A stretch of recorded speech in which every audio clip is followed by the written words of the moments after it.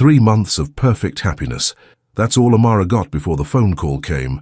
Mrs. Okonkwo? The lawyer's voice was formal, cold. I'm calling about your late husband's daughter. Amara's blood turned to ice. My what? The child from his previous relationship. She's been in foster care since her mother died 2 years ago. Mr. Okonkwo's name is on the birth certificate. The girl is 12 years old. Chukwudi had a daughter he'd never mentioned, a daughter who was coming to live with them in 3 days. But that wasn't even the worst part. The worst part came when Amara opened the file the lawyer sent and saw the girl's mother's name, Chioma Nwosu, Emeka's sister, the business partner who hated Amara, the man who'd been trying to destroy their relationship from the start, and now his niece, Chukwudi's secret daughter, was about to explode their perfect life into 1,000,000 pieces. If you don't want to miss anything, leave a like now, because what comes next is shocking. The envelope sat on Chukwudi's desk like a bomb waiting to detonate. Amara had found it in the morning mail, addressed to him with a law firm's return address. She shouldn't have opened it, but something in her gut told her this would change everything. Now she sat in the library, the documents spread before her, trying to make sense of words that refused to form coherent thoughts. Birth certificate, DNA test, custody papers, a photograph of a girl with Chukwudi's eyes and a stranger's. Smile. Amara. She looked up. Chukwudi stood in the doorway, still in his suit from work, his tie loosened.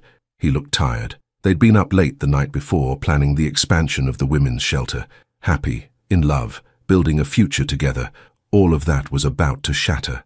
We need to talk, Amara said, her voice steadier than she felt. Chukwudi's expression shifted immediately, reading the tension in her body. He closed the door and sat across from her. What's wrong? Amara slid the photograph across the table. Who is she? Before continuing, let me tell you something. The families we build aren't always the ones we plan. Sometimes the past comes knocking with truths we never expected.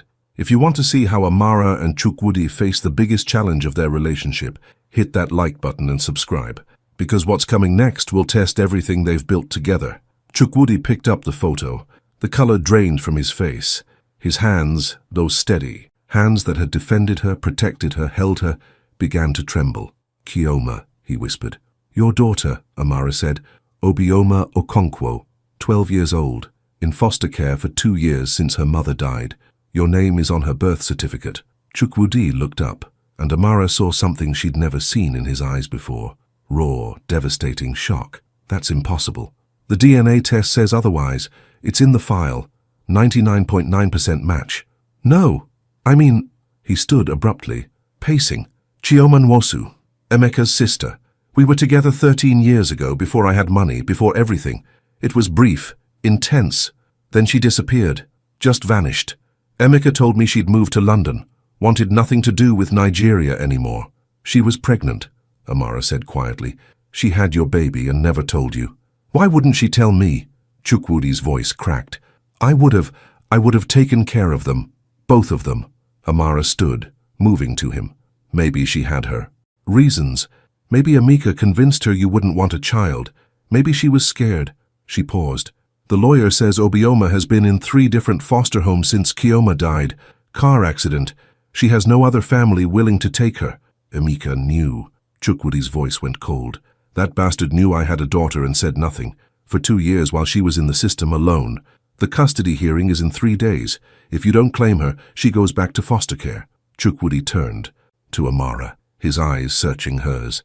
This changes everything. I know. You and Zara, this life we're building, will include one more person. Amara took his hands. She's your daughter, Chukwudi. She's 12 years old and she's lost her mother, and she's been alone. Of course she's coming home. You say that now, but a 12-year-old who's been through trauma, who's lost everything, it won't be easy. Nothing about us has been easy. Amara smiled, though tears burned in her eyes. We started with me jumping into your car covered in blood. I think we can handle a traumatized preteen. Chukwudi pulled her into his arms, holding her so tightly she could barely breathe. I don't deserve you. Stop saying that. We deserve each other. She pulled back to look at him.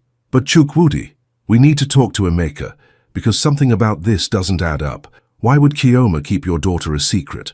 Why would Emeka let her stay in foster care when he knew you'd want her? What are we missing? Chukwudi's jaw tightened. I'll find out. Tonight. The confrontation happened in Amika's penthouse apartment in Victoria Island. Chukwudi didn't call ahead. He simply showed up, Amara beside him, and walked past the doorman who knew better than to stop him. Amika was entertaining guests, other wealthy businessmen, expensive whiskey, the smell of Cuban cigars. His smile froze when he saw Chukwudi's face. "Everyone out," Chukwudi said. His voice was quiet, deadly. "Chukwu, we have a meeting. Now." The guests fled. Smart people knew when Chukwudi Okonkwo was truly dangerous. This was one of those moments. When the door closed, Chukwudi threw the photograph on Emeka's glass coffee table. "Obioma, your niece, my daughter, the child you've known about for 12 years while I knew nothing." Emeka's expression went carefully blank. "Kioma made me promise." "Don't." Chukwudi moved forward, and Amara saw Emeka actually step back. "Don't you dare blame my dead girlfriend for your choices. You let my daughter suffer in foster care for 2 years. Why? Because you would have destroyed everything." Emeka's facade cracked. "Kioma knew it. I knew it. You were climbing, building your empire. A child would have ruined you. She loved you enough to let you go. That wasn't her decision to make alone. She was dying," Emeka shouted. "Cancer, stage 4. She had maybe 6 months when she called me. She made me promise not to tell you because she didn't want you to see her. Like that. She didn't want Obioma to watch you grieve and then leave again." The room went silent. Chukwudi's fists were clenched, his whole body vibrating with rage and grief. "And after she died?" Amara asked quietly. "Why didn't you tell him then?" Emeka looked at her, something ugly crossing his face. "Because by then he was building his perfect new life, with you. The poor woman from Ajagunle playing house in my best friend's mansion. I thought—" He stopped. "You thought what?" Chukwudi's voice was ice. "I thought you'd come to your senses eventually, realize you needed someone from your own world, someone who understood business, society, power, not some—" Chukwudi moved. Amara barely saw it. One moment he was across the room, the next his hand was around Emeka's throat, slamming him against the wall. "Finish that sentence," Chukwudi whispered. "Give me a reason." Amara put a hand on his shoulder. "He's not worth it." Chukwudi held Emeka there for another moment, then released. "Him?" Emeka gasped, rubbing his throat. "We're done," Chukwudi said. "Our partnership, our friendship, everything. You have 1 week to buy out my shares or sell me yours. Choose. Chukwu, be reasonable." 1 week. "And Emeka?" Chukwudi paused at the door. "If you ever speak about Amara like that again, I'll destroy you. Not just your business. Everything. Your reputation, your family name, your future. I'll leave you with nothing." In the car, Amara took Chukwudi's hand. It was still shaking. "Are you okay?" "No." He stared out the window at Lagos streaming past. "I have a daughter I've never met. The woman I loved died alone. My best friend betrayed me. Nothing about this is okay. But we'll face it together," Amara said. "All of it. You, me, Zara, and Obioma. We'll figure it out." Chukwudi turned to her, his eyes wet. "What if she hates me? What if she blames me for not being there? Then we'll work through it. That's what families do." 3 days later, they stood in the offices. Valve Child Welfare Services, waiting to meet Obioma. Amara watched Chukwudi fidget with his cufflinks, the only sign of his nervousness. Zara sat beside her, excited about getting a big sister. The door opened. A social worker entered, followed by a girl who looked like a ghost of her father. Same eyes, same proud bearing. But where Chukwudi was imposing, she was fragile, too thin, dark circles under her eyes, defensive posture. "Obioma," the social worker said gently. "This is Mr. Okonkwo. Your father." The girl's eyes met Chukwudi's. Something flickered there. Recognition, hope, rage. "Hello, Obioma," Chukwudi said, his voice rough. "I know this is—" "Where were you?" The words were quiet, but cut like knives. "Mama died 2 years ago." "Where were you?" "I didn't know you existed. I'm so sorry. If I had known—" "She said you wouldn't want us, that you were too important for people like us." Obioma's voice shook. "Was she right?" Chukwudi dropped to one knee, putting himself at her level. "Your mother was wrong. If I had known about you even for 1 second, I would have moved heaven and earth to be there. For both of you. Always. You're lying. Adults always lie. I'm not. And I'll prove it. Come home with me. Give me a chance to be your father. A real father. Please." Obioma looked at him for a long moment. Then her eyes shifted to Amara and Zara. Who are they? This is Amara, Chukwudi said, and her daughter Zara. I'm your father's girlfriend, Amara said gently, and we'd very much like you to come live with us. You'd have your own room, your own space. We're not trying to replace your mother. We just want to give you a family again. Something cracked in Obioma's careful control. A single tear slid down her cheek. I'm scared. So am I, Chukwudi admitted, but we'll figure it out together. I promise. Obioma nodded slowly. It wasn't acceptance. Not yet, but it was a beginning. What would you do if you discovered you had a child you never knew about? How do you build trust with someone who has every reason not to trust? Obioma moved into the mansion like a shadow, present but not really there. She spoke in monosyllables, ate in silence, spent hours in her room with the door closed. Amara tried to reach her with warmth and patience, but it was like trying to embrace smoke. Zara, in her innocent 8-year-old way, had no such hesitation. She followed Obioma everywhere, chattering constantly, trying to show her things, share. Toys make her smile. Obioma tolerated it with the weary patience of someone much older than 12. She needs time, Ada said, watching Obioma pick at her breakfast 2 weeks after her arrival. That girl has been through more than most adults. You can't rush healing. But it was Chukwudi who was suffering most. Every attempt he made to connect with his daughter hit a wall. He tried talking about school. She shrugged. He tried asking about her interests. She said she didn't have any. He tried showing her his business, thinking maybe she'd inherited his ambition. She looked bored. I'm failing her, he told Amara one night. They were in bed, the house dark and quiet around them. Just like I failed Kioma. You didn't fail Kioma. You didn't know. I should have known. Should have looked for her. Should have... Stop, Amara turned to face him. You can't change the past. You can only be here now. For Obioma. And you are. Every day, even when she pushes you away. What if she never forgives me? Then you keep showing up anyway. That's what parents do. The breaking point came 3 weeks after Obioma's arrival. Amara was in the kitchen with Ada, planning the week's meals, when they heard screaming from upstairs. They ran, found Chukwudi outside Obioma's locked bedroom door, his face pale. She's destroying everything. I heard the crash. Amara tried the door. Locked. Inside, they could hear things breaking, glass shattering. Obioma's voice raw with grief, screaming words in Igbo that Amara couldn't understand. Break it down, Amara said. I don't want to invade her privacy. Break it down. Chukwudi's shoulder hit the door. Once, twice. The lock gave way. The room was destroyed, books thrown, lamps broken, clothes torn from the closet, and in the center of it all, Obioma sat on the floor, holding a photograph of her mother, sobbing so hard she couldn't breathe. Amara moved first. She crossed the room, glass crunching under her shoes, and dropped to the floor, beside Obioma. She didn't speak, didn't try to fix it, just wrapped her arms around the girl and held her while she cried. I hate you, Obioma screamed at Chukwudi, still standing frozen in the doorway. I hate you for not being there. I hate you for having money and power and not saving her. I hate you for being alive when she's dead. Chukwudi's face crumbled. I know. You don't know. You don't know what it was like watching her die, watching her get thinner and sicker and weaker until she wasn't my mama anymore. You don't know what it's like being in foster homes where no one wants you, where you're just a number, just another broken kid. You're right. Chukwudi entered the room slowly, carefully, like approaching a wounded animal. I don't know, but I want to understand. Please help me understand. Obioma looked up at him, her face streaked with tears and snot and rage. Why should I? Because I'm your father, and I love you. I didn't know you existed, but I love you. From the moment I saw your picture, I loved you, and I will spend the rest of my life trying to make up for not being there. You can't make up for it. You can't bring her back. No, I can't.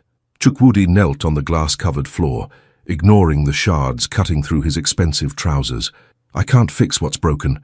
I can't erase your pain, but I can be here now, every day, for whatever you need, even if what you need is to hate me. Obioma stared at him. Then, slowly, she reached out and shoved him, hard. Chukwudi didn't move. She shoved him again and again, hitting his chest with her small fists while she screamed and cried and raged. And Chukwudi just took it, let her hit him, let her scream, let her pour out all the grief and anger and loss until she collapsed against him, exhausted. I miss her, Obioma whispered. I miss my mama so much." "I know, baby. I know." Chukwudi held her, rocking her gently. "I miss her too." Amara watched them, tears streaming down her own face. Zara had appeared in the doorway, frightened by the noise.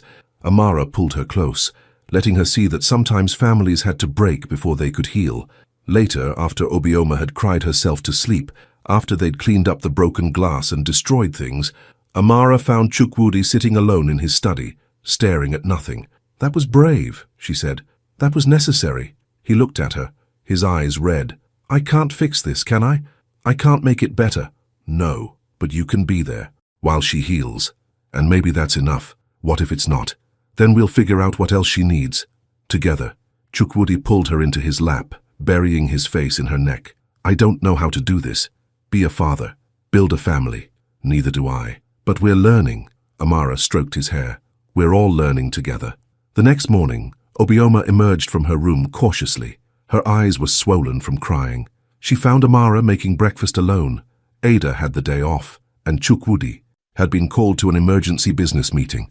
"I'm sorry," Obioma said quietly. "About yesterday. About the room. Don't apologize for your grief." Amara cracked eggs into a pan. "You're allowed to be angry. You're allowed to hurt. But I broke things. Expensive things. Things can be replaced. You can't." Amara turned to look at her. "Obioma, listen to me. This is your home now. Not a foster placement. Not temporary. Home. You don't have to be grateful. You don't have to be perfect. You just have to be you." Obioma's eyes filled with tears again. "What if who I am isn't good enough? Impossible. You're Chukwudi's daughter, and from what I can see, you inherited his stubbornness and his pride and his fierce heart. That makes you more than good enough. You're not scared of me after yesterday?" Amara smiled. "Honey, I jumped into your father's car, covered in blood, running from a violent man. You think a little broken glass scares me?" For the first time since arriving, Obioma laughed. It was small, fragile, but real. "Can I help with breakfast?" she asked. "I was hoping you would." They cooked together in comfortable silence. When Zara came down, she squealed and hugged Obioma, who tolerated it with less resistance than before. And when Chukwudi returned home and found all three of them laughing in the kitchen, his expression was worth everything. That night, Obioma knocked on Amara's bedroom door. Amara opened it to find the girl holding the photograph of her. "Mother, can you tell me about how you met my father?" Obioma asked. "The real story." Amara invited her in. They sat on the bed, and Amara told her everything. About Tunde, about jumping in the Mercedes, about being terrified and desperate and finding unexpected safety. "So you were running too," Obioma said quietly. "We're all running from something. The lucky ones find someone to run with instead of away from." Obioma was quiet for a long moment. Then, "Do you love him?" "My father?" "Yes, very much, even though he's scary sometimes. Especially because he's scary sometimes. It means he'll protect the people he loves." "Do you think," Obioma hesitated, "do you think Mama would be okay with this? With you and him and me being here?" Amara took a deep breath. "I think your Mama loved your father enough to let him go, and I think she'd be happy knowing he finally gets to know his daughter, that you have a family." Obioma nodded slowly. "Can I ask you something else? Anything? Can I call you Amara? Not Mom. Just Amara. Of course. And maybe sometimes we could talk about stuff, girl stuff." Amara's heart swelled. "I would really like that."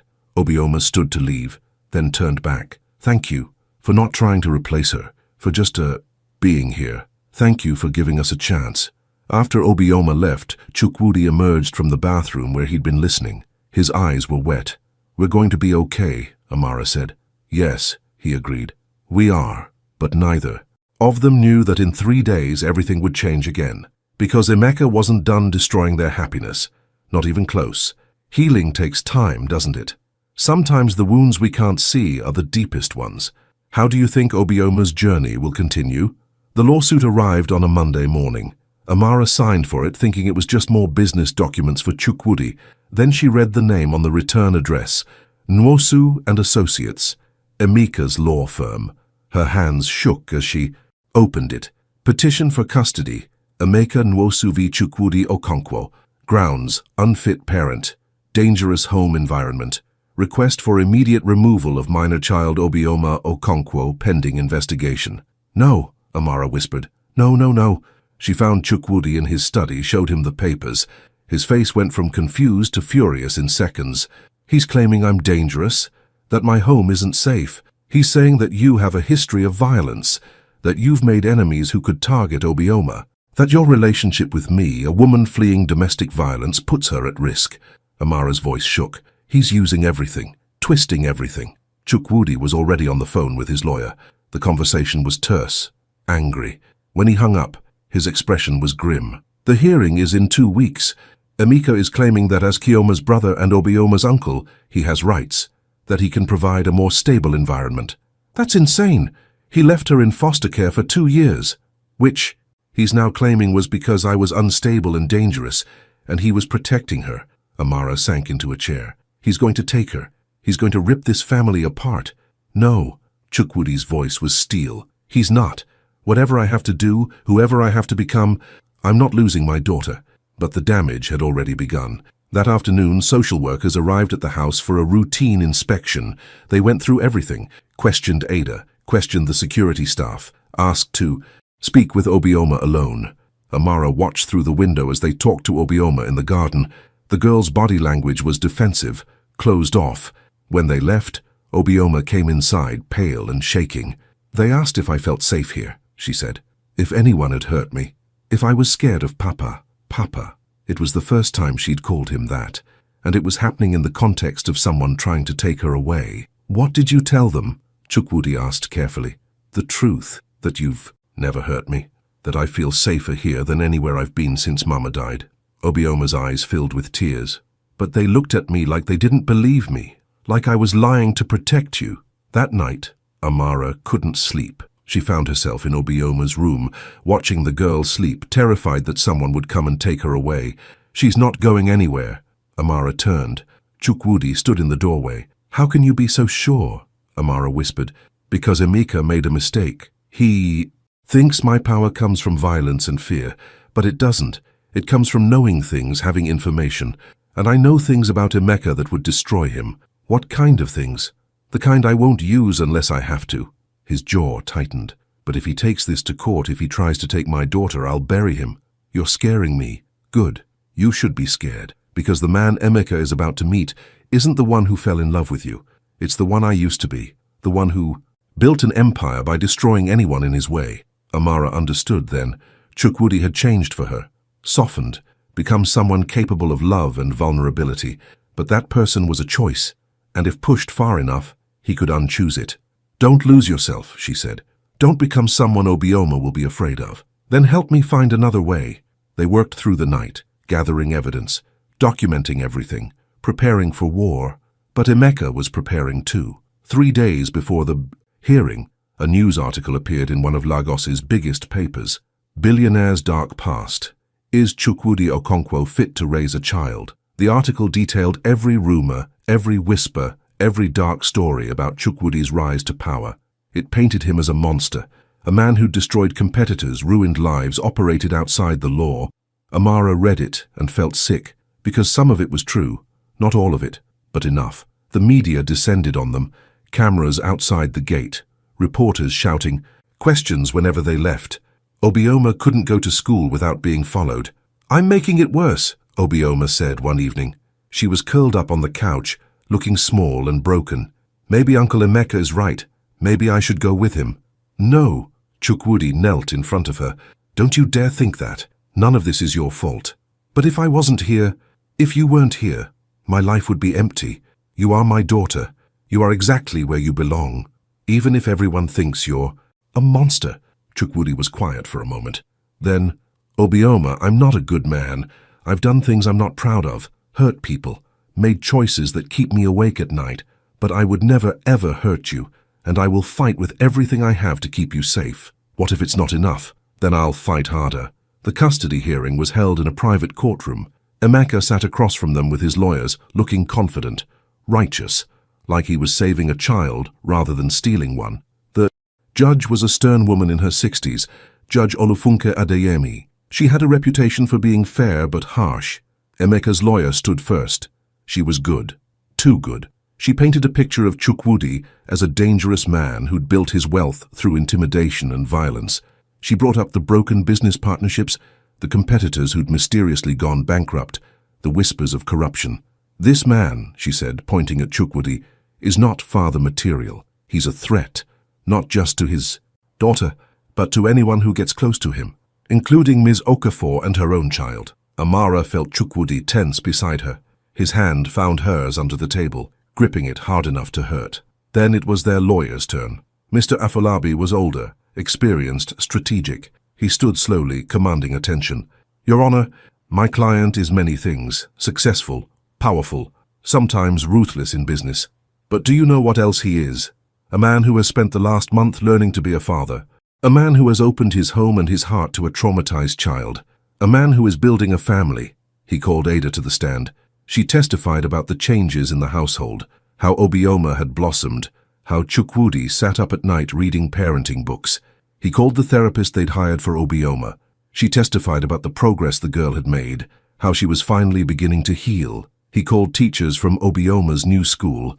They testified about her improved attendance, her engagement, her smile. Then he called Obioma herself. The girl walked to the stand with her head held high. She looked small in the witness chair, but her voice was strong. Miss Obioma, Mr. Afolabi said gently, do you feel safe with your father? Yes. Has he ever hurt you? Never.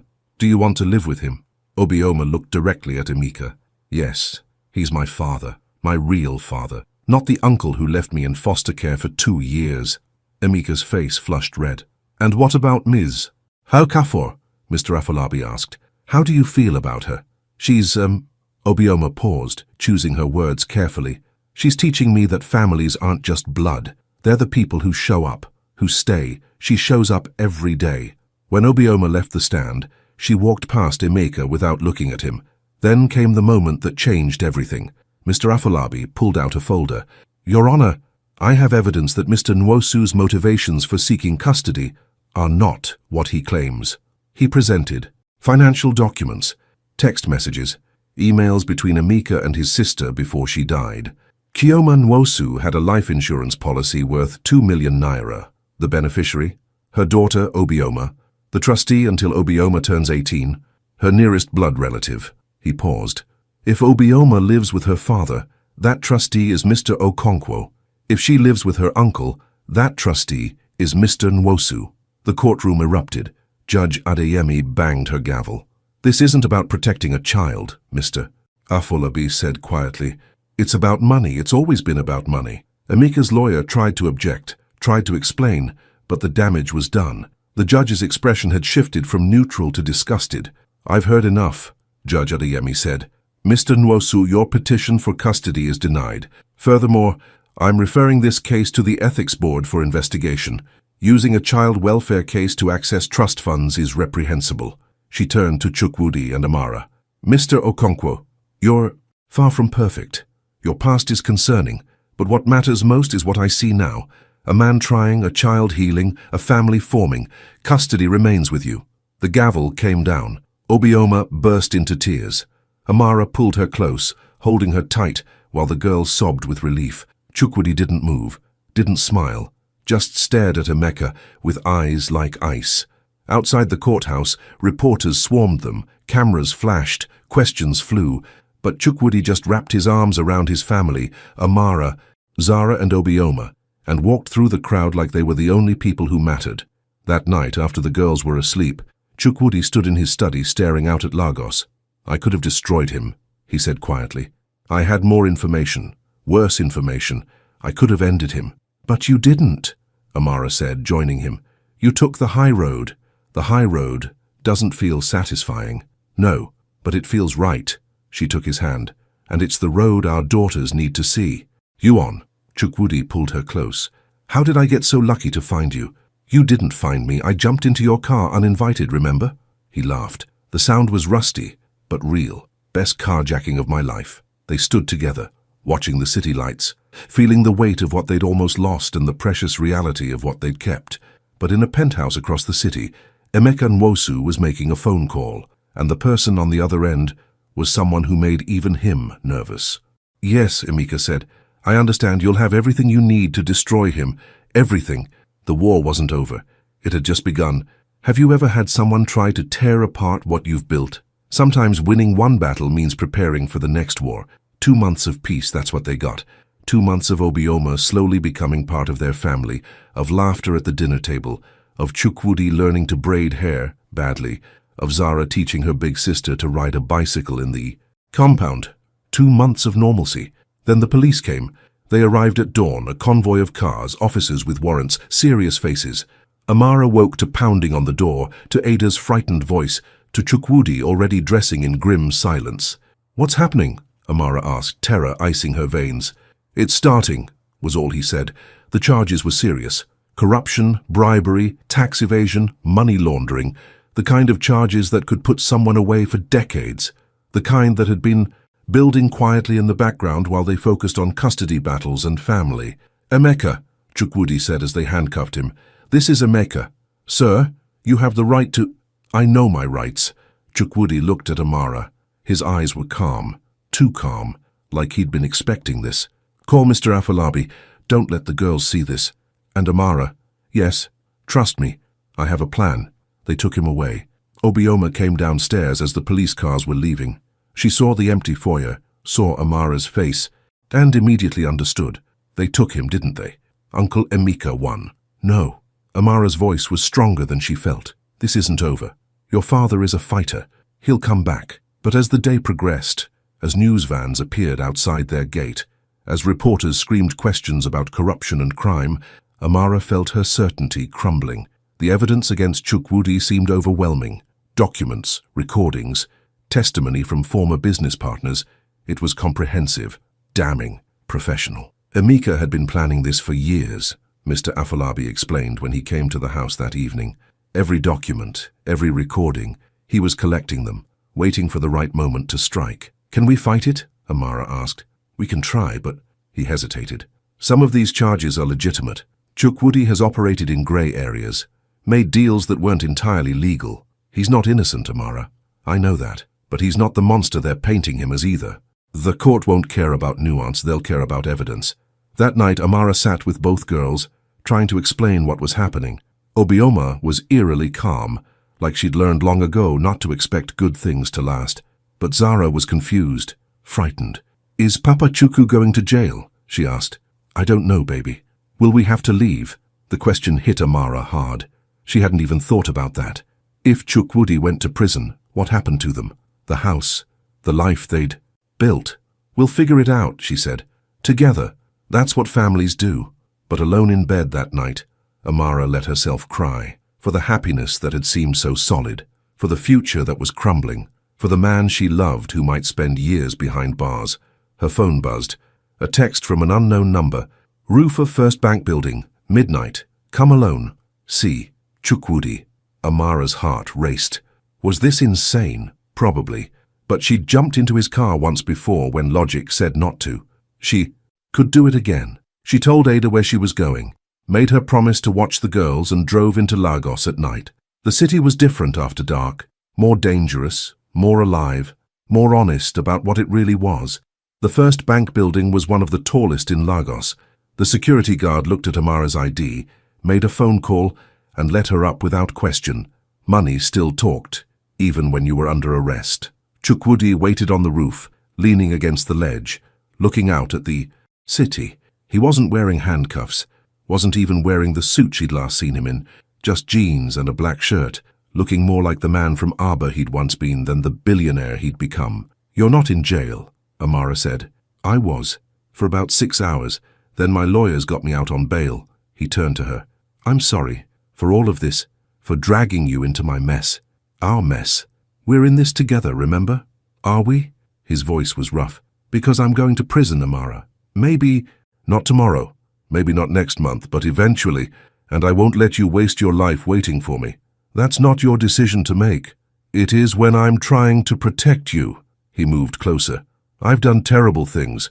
The charges, most of them are true. I bribed officials, laundered money, destroyed people who got in my way. I'm not the man you think I am." "Yes, you are. You're exactly the man I think you are. Complicated, flawed, trying to be better." Amara grabbed his arms. "Don't you dare push me away to protect me. I'm not some damsel who needs saving. I jumped in your car, remember? I chose this. I choose you, even knowing what I've done. Especially knowing, because I also know what you're trying to become. Chukwudi pulled her into his arms, holding her so tightly she could barely breathe. I have a plan, he whispered into her hair, but it's risky, and it might blow up everything. Tell me. He pulled back, his expression serious. Emeka isn't working alone. He's been feeding information to someone bigger, someone in the government who wants my business interests. I've been investigating quietly, and I found something. What? Evidence that the person funding Emeka's crusade against me is Senator Okafor, the same senator who's been crusading against corruption in the newspapers. He's as dirty as they come, just better at hiding it. Amara's blood went cold. That's my surname. I know. I checked. He's not related to you. Different family entirely. But that's not the point. The point is I have proof of his crimes, real substantial proof. If I release it, he'll go down and take Emeka with him. Exactly. But here's the problem. Releasing that evidence means admitting how I got it, which means admitting to more crimes, which means more charges against me. He paused. I could lose everything, but Emeka would lose more. So it's mutually assured destruction. Yes, which means he might back down, might agree to make the charges disappear if... I agree not to release what I know. Amara thought about it. It was clever, dangerous, the kind of high-stakes game that Chukwudi had been playing his entire life. What if he doesn't back down? Then I release everything. He goes to prison. The senator goes to prison, and probably me too. Chukwudi smiled grimly. At least we'd all be suffering together. There has to be another way. There isn't. I've looked. This is chess, Amara. And we're in the endgame. Amara looked out at Lagos, at the city that had given her everything and taken everything and given it back again. What do you need me to do? I need you to be ready, to take care of the girls if this goes wrong, to... No. Amara's voice was firm. I'm not preparing for you to lose. We're preparing to win, so what do we actually need to do? Chukwudi stared at her. Then slowly, he smiled. You really are fearless, aren't you? I'm terrified, but I'm also done running. She took his hand. So let's fight. They spent the next 2 hours planning. It was intricate, risky, required perfect timing, but it could work. It had to work. As dawn broke over Lagos, they stood together on that roof, watching the sun turn the sky gold and pink. Whatever happens, Chukwudi said, I want you to know you saved me. Not from Emeka or the courts or prison, from myself. You made me believe I could be more than what I was. You always were more, Amara said. You just needed someone to see it. They descended from the roof together, ready for war. The meeting with Emeka was set for 3 days later. Neutral ground, a restaurant in Victoria Island, public enough to be safe, private enough to talk. Emeka arrived looking confident, victorious. He sat across from Chukwudi and Amara with a smug smile. Come to beg? He asked. Come to negotiate, Chukwudi replied calmly. He slid a folder across the table. That's everything. Every bribe Senator Okafor has ever taken, every account he's hidden money in, every corrupt deal he's made, enough to put him away for life. Emeka's smile faltered. You're bluffing. Am I? Check your phone. I just sent you a sample, page 47, the one about the port contract, the one you helped broker. Emeka's face went white as he read. This would destroy him. And your name is all over those documents. Chukwudi leaned forward. Here's my offer. You drop the charges against me. All of them. You leave my family alone. Forever. And I don't release this. And if I refuse, then I release it anyway. You go to prison, the senator goes to prison, I probably go to prison. But my family will be safe because everyone will be too busy dealing with this scandal to care about me. That's insane. That's chess. Chukwudi's eyes were cold. Check and mate, Emeka, choose. The silence stretched. Amara held her breath. Finally, Emeka stood. You've always been a bastard, Chukwu. But I underestimated how far you'd go. That was your mistake. This isn't over. Yes, Chukwudi said quietly. It is. Because if you ever come near my family again, I won't negotiate. I'll just destroy you. No warning, no mercy. Just destruction. Emeka left without another word. 3 days later, all charges against Chukwudi were quietly dropped. Insufficient evidence, the prosecutor said. A misunderstanding. The news cycle moved on. Lagos moved on. And slowly, carefully, they rebuilt their lives. But Amara knew the truth. The peace they had was fragile, built on threats and blackmail and mutually assured destruction. It could shatter at any moment, and in the darkest part of her heart she wondered, how long could they keep this up? How long before the past they'd all been running from finally caught up? Justice isn't always clean, is it? Sometimes you have to play dirty to protect what matters. Do you think Chukwudi made the right choice? 6 months passed.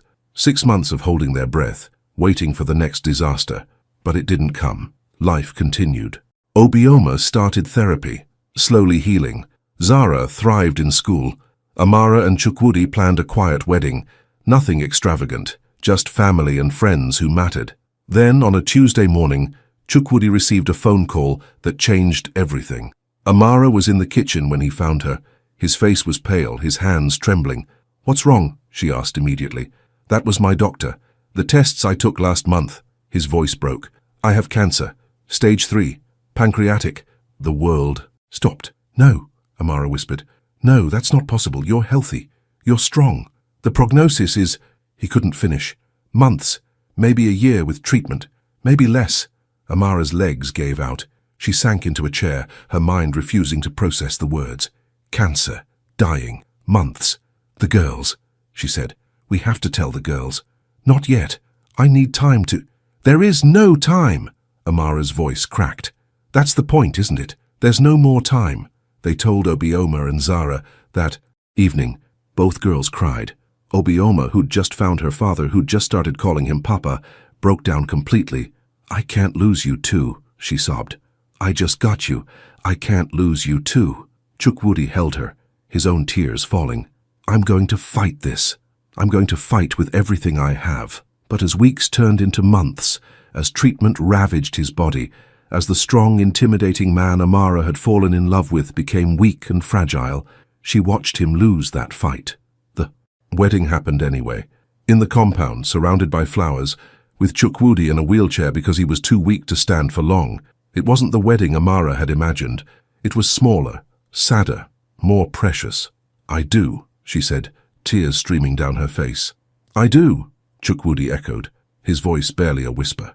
They had 3 more months together as husband and wife, 3 months of stolen moments, of reading to him when he was too weak to hold books, of lying beside him in bed, listening to him breathe, of memorizing every word, every touch, every smile. 3 months of watching Obioma learn to be brave, to spend time with her father while she could, of watching Zara bring him flowers from the garden every day, of watching Ada cry quietly in the kitchen. 3 months of Chukwudi making arrangements, updating his will, ensuring his family would be protected after he was gone. And then, on a quiet morning in December, with Amara holding his hand and his daughters, sleeping in chairs beside his bed, Chukwudi Okonkwo stopped breathing. The funeral was massive. Everyone who was anyone in Lagos came. Politicians, businessmen, society women, people who'd feared him, people who'd hated him, people who'd respected him. But Amara only saw her daughters, Obioma, 13 now, standing tall beside her, holding Zara's hand, both of them wearing black, both of them crying. "Mama," Zara whispered. "Where did Papa go?" Amara knelt down, pulling both girls into her arms. "He's still here, baby, in our hearts, in our memories, in everything he taught us." "I don't want him in my heart," Obioma said, her voice breaking. "I want him here, with us." "I know. Me too." They stood together at the graveside, 3 women who'd all been saved by the same complicated, flawed, beautiful man. After everyone left, after the condolences and the platitudes and the empty promises to stay in touch, Amara sat alone in Chukwudi's study. The room still smelled like him, like expensive cologne and leather, and the mint tea he'd loved. On his desk she found an envelope with her name. Inside was a letter, his handwriting, shaky from the treatments but still recognizable. "My darling Amara, if you're reading this, I'm gone, and you're probably angry at me for leaving. I'm sorry. I fought as hard as I could, but some battles can't be won with money or power or stubbornness. I need you to know, you gave me the best year of my life. You taught me what it means to be loved, to be seen, to be more than the monster I'd become. Take care of our daughters. Yes, our daughters, both of them. Obioma needs you. She's stronger than she knows, but she needs someone to believe in her. And Zara needs to know that families come in all forms, that love is built, not just born. The company is yours now, all of it. Do whatever you want with it. Sell it. Keep it. Turn it into something better than what I built. I trust you. But more than that, be happy. Find love again. Don't spend your life mourning me. I was lucky to have you for the time I did. Let someone else be lucky too. You jumped into my car covered in blood, running from a monster. You saved yourself, but you saved me too. I love you. I will always love you. Your husband, Chukwudi. Amara folded the letter carefully, holding it to her chest, and cried. Not quiet tears, not dignified grief, deep, wrenching sobs that shook her entire body. She cried for the man she'd loved, for the future they'd never have, for the girls who'd lost another parent, for herself alone again, trying to figure out how to keep going. But eventually, the tears stopped, because that's what they do. They stop, and life continues. Epilogue. 2 years later, the Okonkwo Foundation office was modest compared to Chukwudi's former empire, but it was doing good work, real, measurable good. Women's shelters, youth programs, scholarships for kids from Ajagunle and Aba and all the forgotten places. Amara ran it with the same efficiency she'd once used to manage Chukwudi's household. Obioma, now 15, volunteered there after school, already showing signs of her father's business acumen and her mother's compassion. Zara, 10 years old and fearless, wanted to be a doctor, so I can save people like Papa. They'd survived, all 3 of them. Not just survived, thrived. There were hard days still, days when Amara woke up reaching for Chukwudi, forgetting for a moment that he was gone. Days when Obioma cried for both parents she'd lost. Days when Zara asked questions about her Papa Chukwu that had no good answers. But there were good days too, days of laughter, days of small victories, days when Amara looked at her daughters and felt overwhelming gratitude for the family they'd become. She never remarried, not because she couldn't find love. There were offers, good men, kind men, but because she'd had her great love story, brief and complicated and beautiful, and that was enough. On the anniversary of Chukwudi's death, they always went to his grave together, brought flowers, told him about their lives, about the shelter in Ajagunle that bore his name, about Obioma's grades, about Zara's science project. Mama, Obioma said on one such visit, do you think Papa would be proud of us? Amara looked at her daughters, strong, compassionate, brave, and smiled. I think he'd be amazed by you, both of you.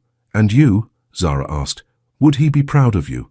Amara thought about the empire she'd transformed into something that actually helped people, about the women who'd found safety because of the foundation, about the lives changed, the futures saved. I hope so, she said softly.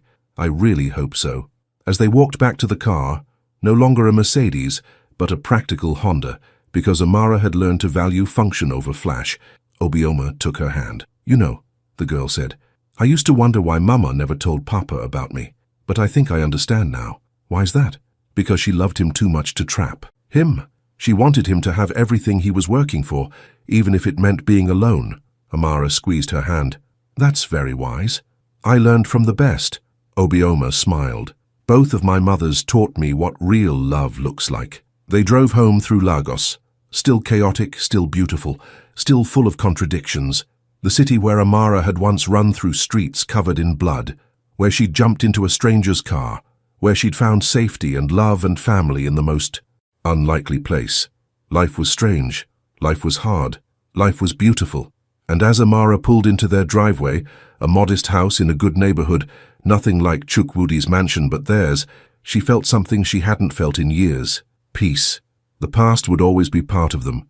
Tunde, Kioma, Emeka, Chukwudi, all the ghosts that shaped who they'd become. But the future, that was theirs to write. And it started now. Every ending is really a beginning. But what if I told you there's a story, even more impossible than this one? A story about choices that seem wrong but turn out right. About love that defies every rule. About families built from broken pieces that somehow become unbreakable.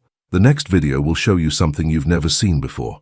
Something that will make you question everything you think you know about second chances. Don't just watch it, experience it. Click now, because some stories don't just entertain, they transform you.